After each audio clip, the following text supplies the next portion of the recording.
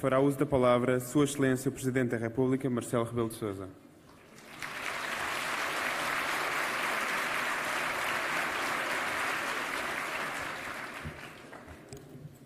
Senhor Secretário-Estado da Saúde, senhores deputados, Presidente da Comissão Parlamentar e deputados, Senhora Presidente da Federação Internacional, aqui presente, Senhora Bastonária, Senhor Presidente do Congresso, Excelências, minhas senhoras, meus senhores, caríssimas e caríssimos farmacêuticas e farmacêuticos de Portugal.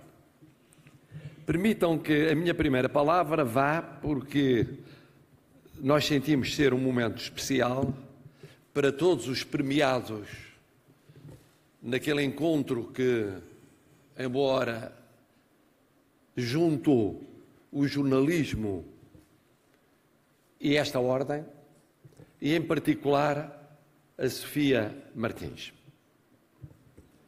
Os familiares que aqui estiveram presentes puderam, de alguma maneira, testemunhar a gratidão de uma classe relativamente àquilo que foi não apenas um programa, mas uma carreira dedicada, entre outras causas, à causa da saúde. Eu pude conhecer a Sofia Martins na TSF, muito jovem, já lá vão alguns anos, e aquilo que foi dito pelo seu irmão era rigorosamente verdade. A sua vida não buscava prémios, traduzia-se num cumprimento de um dever de cidadania. E foi esse dever de cidadania que a fez cruzar a vossa vida, a vossa missão.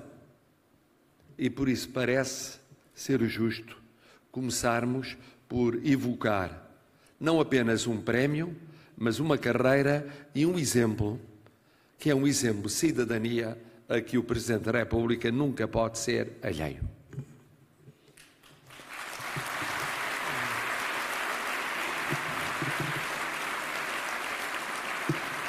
Senhora Bastonária, que bem me sinto aqui, como aliás tão bem pôde descrever, que bem me sinto aqui neste Congresso. Embora conste que o Presidente da República tem o dom da ubiquidade, não tem. Não consegue estar em todo lugar ao mesmo tempo. Isso causa, naturalmente, alguns melindres legítimos e justificados de setores profissionais.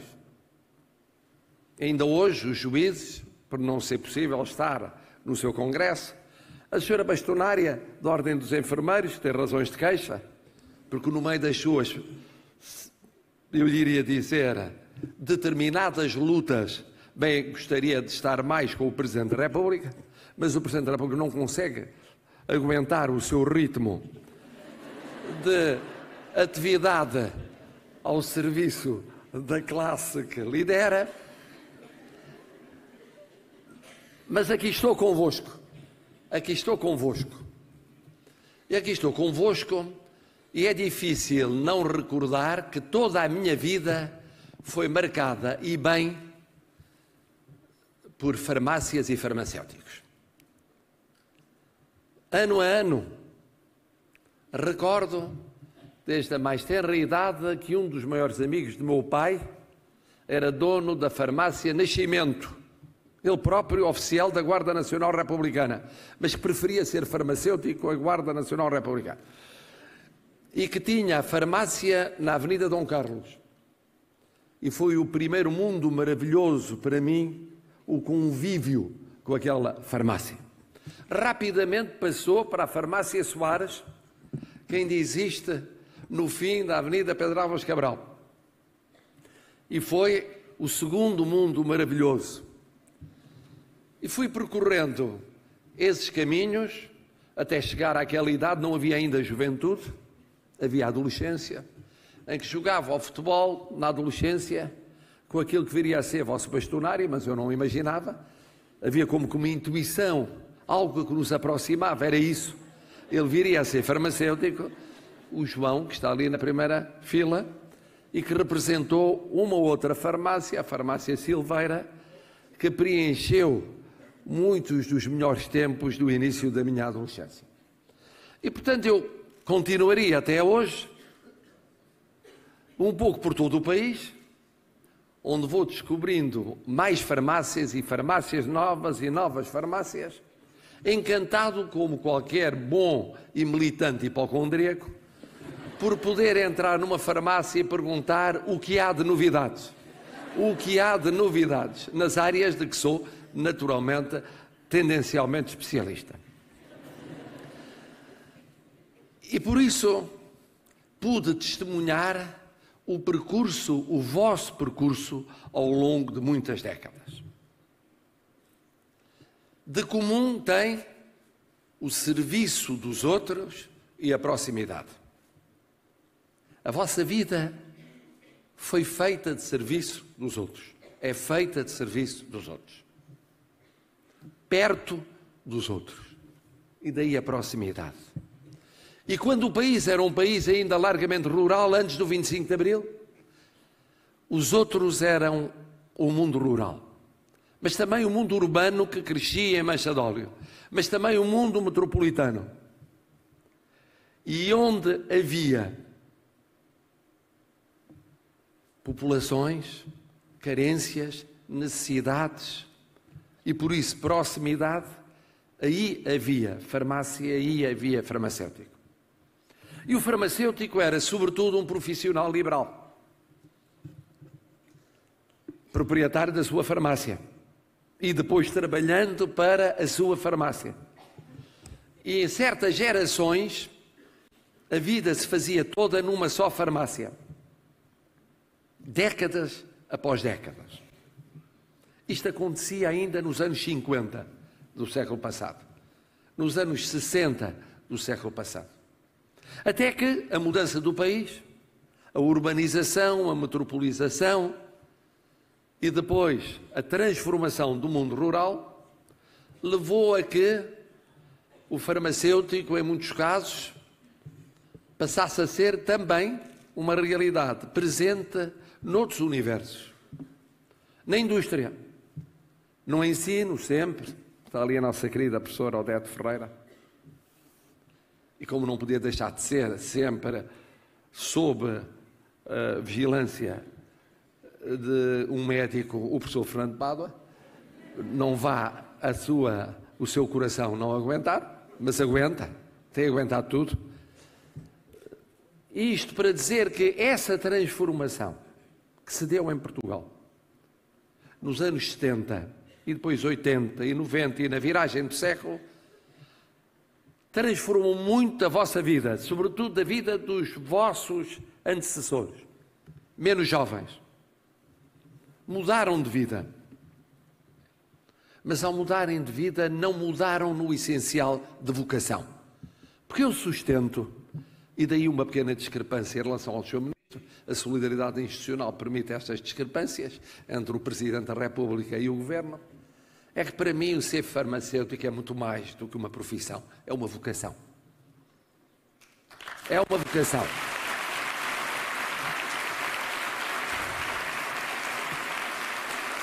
E é uma vocação que ou se tem ou não se tem. E depois se cultiva ou não se cultiva, e nunca conheci nenhum farmacêutico que não a tivesse cultivado.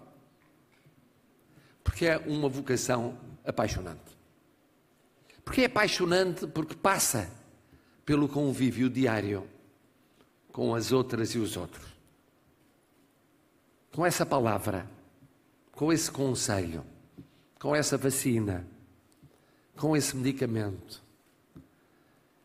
com aquilo que é feito, obviamente, de preparação científica e técnica, mas depois de muito de espiritual, de muito de amor, de fraternidade, de paciência, de compreensão, de disponibilidade sem limite de tempo. É preciso a correr fora de horas, acorde-se fora de horas. É preciso estar presente onde há dramas, está-se como estiveram. Em Figueiró dos Vinhos, em Pedrógão, em Castanheira de Pera. Estiveram e estão. Estiveram e estão os que lá estão, estiveram e estão os que lá não estão, mas lá estão também. E a vossa presença aí se manifestou novamente. Nesse mundo rural, remanescente, à beira do mundo urbano. E Portugal foi mudando. E surgiu o Serviço Nacional de Saúde, que depois se integrou num Sistema Nacional de Saúde. E foi naturalmente percorrendo várias etapas, até o presente, diversificando-se, enfrentando desafios difíceis como o da centralização das pessoas, a sua concentração nas grandes urbes, como o do envelhecimento da população, como das crises económicas e financeiras. E o que me custava entrar numa farmácia e pedir um medicamento e dizerem-me 1 minuto que eu vou telefonar, porque aqui não há, mas há ali na farmácia vizinha e vamos lá buscar num instante. Ultrapassando o que podia haver teoricamente de concorrência ou de disputa de espaço. E o que foi viver esses anos dolorosos para vós, certamente, mas dolorosos para mim também, compreendendo como estavam a resistir.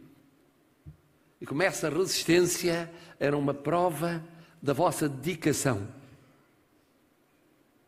da vossa vocação, do vosso apego a essa vocação. E por isso, a minha presença aqui é, antes do mais, um elogio a essa vocação.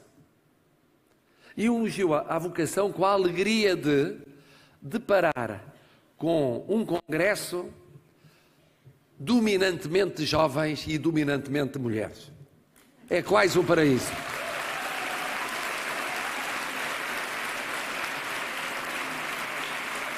É quase a antevisão do paraíso para aqueles que acreditam nele. Será pouco mais ou menos assim. Rodeado de jovens, de senhoras que sabem de medicamentos. E, portanto, disponíveis para qualquer problema, mesmo no paraíso.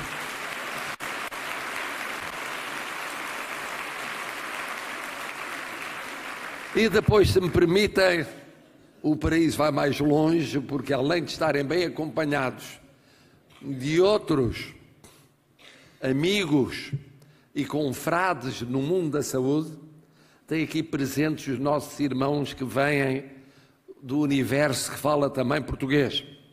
Não são só eles, mas estão eles aqui, conosco. E isso alarga o nosso paraíso.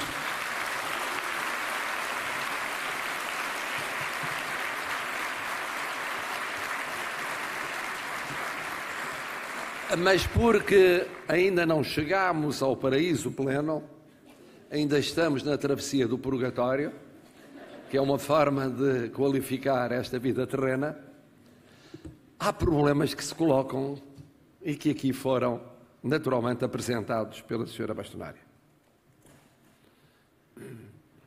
E esses problemas têm a ver com a mudança no país e com os desafios que se colocam ao Serviço Nacional de Saúde e, mais genericamente, ao Sistema Nacional de Saúde. Com a sua diversificação, com o que ele sofreu com as crises, de constrangimentos, de limites financeiros, de limites na definição de regras e na sua vivência, de limites nos recursos humanos, na sua formação e no seu estatuto, e até na disciplina estatutária. Tudo isso é mais penalizador em tempo de crise. E nós estamos a sair de uma crise profunda, de bastantes anos. E por isso eu tenho defendido que aqueles que conhecem e que vivem por dentro todos os dias o mundo da saúde têm um papel essencial convergindo. Convergindo nas informações, convergindo nos diagnósticos, convergindo nas terapêuticas. Tentando ultrapassar aquilo que durante muito tempo foram clivagens doutrinárias ou ideológicas.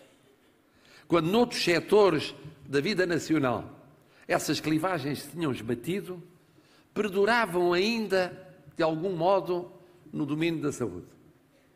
E, no entanto, a realidade não estava à espera da resolução desses debates doutrinários. Porque a realidade social nunca espera, por muito que custa a nós, académicos, nunca espera pelas nossas congeminações. Estamos nós a elaborar o próximo capítulo de um manual, já a sociedade se encarregou de desatualizar esse capítulo. Porque não esperou. O seguro de saúde não esperou. As novas realidades no setor privado ou social não esperaram. As novas gerações que chegavam, mesmo no quadro do setor público, tinham anseios diferentes, viam a vida de forma diferente, queriam respostas mais rápidas, urgentes, que acompanhassem o ritmo da evolução económica, financeira, social. Ora, a política e o direito, sobretudo em tempos de crise, vão sempre atrás. E muitas vezes vão muito atrás dos desafios. E por isso os estatutos demoram tanto tempo a serem revistos ou formulados. E por isso as decisões políticas aparecem sempre como tão tardias para quem, no dia-a-dia, tem de dar respostas que são instantes. E quando se tratou de respostas que passaram pela sobrevivência de partes da atividade farmacêutica, porque foi disso que se tratou, em muitos casos, então, cada semana, cada mês, cada semestre, parecia uma eternidade. E o desafio está colocado. E o mais difícil é recuperar o tempo perdido. Em tudo na vida. Eu vejo isso na minha vida académica. Quando tive atividades, eu evitei interromper a vida académica, mas algumas vezes tive de colocá-la entre parênteses. E depois quis recuperar. A recuperação foi tão difícil. O tempo que as crises tiram à vivência das sociedades, recuperá-lo traduz-se em muito mais tempo do que aquele que foi o tempo de crise. E, no entanto, o que seria necessário é que a resposta fosse mais acelerada. Para uma crise de 4 anos e meio não se tivesse de esperar 7 ou 8, mas sim 1 ou 1 ano e meio ou 2. Mas as dinâmicas sociais são mais complicadas do que isso. Daí o meu apelo às convergências, ao diálogo, à compreensão. O que não quer dizer a admissão dos pontos de vista de cada qual. Mas a compreensão para se ver o que é possível fazer, porque, nomeadamente, um domínio como a saúde, dentro do quadro dos domínios sociais, é sempre um dos sacrificados pelos constrangimentos e as dificuldades financeiras. É sempre. Por isso, eu compreendo os vossos anseios, as vossas preocupações, e, ao mesmo tempo, compreendo e louvo a forma como decidiram virar-se de forma ainda mais intensa e mais atualizada nos meios para aqueles que são a razão de ser da vossa atividade e da minha função presencial, as portuguesas e os portugueses. Enquanto chegavam, não chegavam as respostas para a compensação do tempo de crise, converteram as portuguesas e os portugueses naquilo que tinha sido sempre a vossa vocação. Mas agora de outra forma. E medicamentos para todos quer dizer isso mesmo. Quer dizer, responsabilidade social que sempre foi a vossa, ou comunitária. É olhar para aqueles que menos meios têm para aceder aos medicamentos. É olhar para as situações de ruptura ou pré-ruptura, ou de desigualdade, ou de assimetrias entre pessoas, entre áreas territoriais, entre setores sociais e ver o que podem fazer para reequilibrar o que está desequilibrado, para ultrapassar essas desigualdades.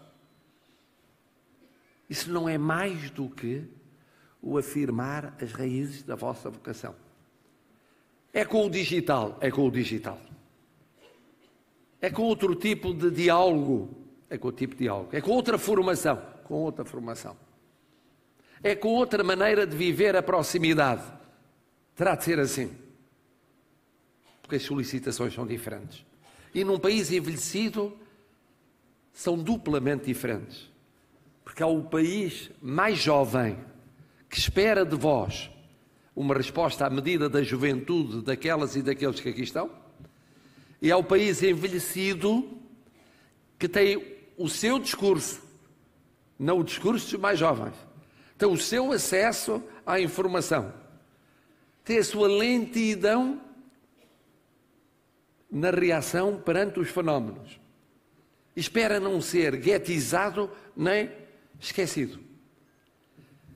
E, portanto, terão de, ao mesmo tempo, enfrentar esses dois reptos diferentes. O dos menos jovens e o dos mais jovens. Com tempos diferentes, com discursos diversos, com pedidos que não são exatamente os mesmos. Daí a importância desta vossa reflexão. E daí o espírito de família que aqui encontrei e que encheu a minha alma.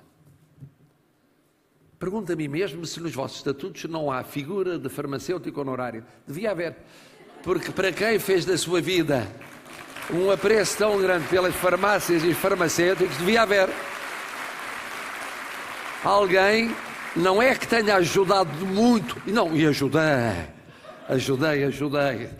Não deve ter havido ninguém que tenha a um ritmo tão intenso antecipado tudo o que estava para sair, discutido bulas circunstanciadamente, bulas como se dizia antigamente,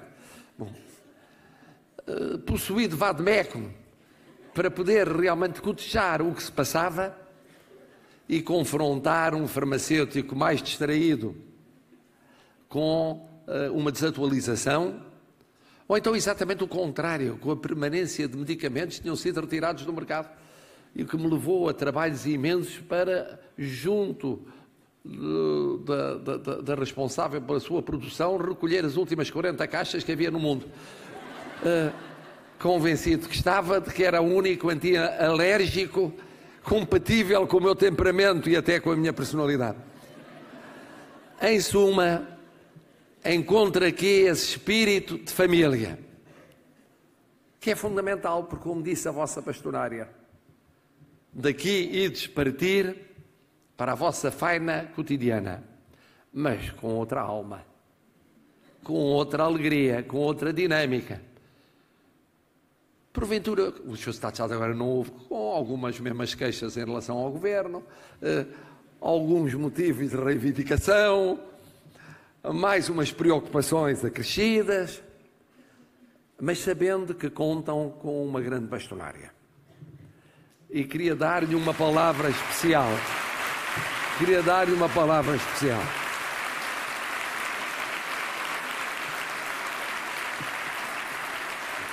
É uma grande bastonária.